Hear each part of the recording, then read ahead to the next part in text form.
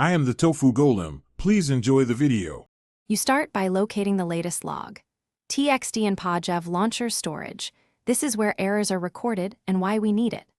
Once done, check the Fabric Loader version and Minecraft build at the top so you can match fixes precisely. Make a backup of log. .txt and any relevant config or mods folder to avoid data loss.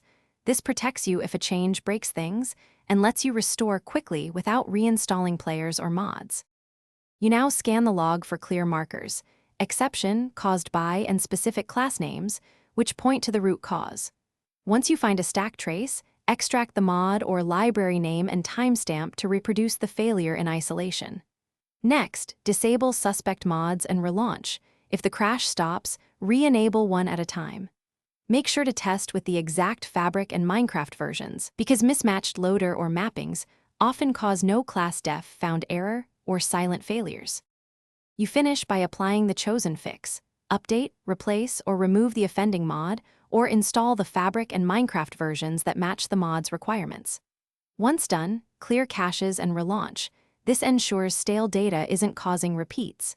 Verify success by reproducing the original action that crashed. If problems persist, capture a new log and compare the before and after traces. If the same error recurs, revert the backup and Thanks for watching. Consider subscribing if we helped you today.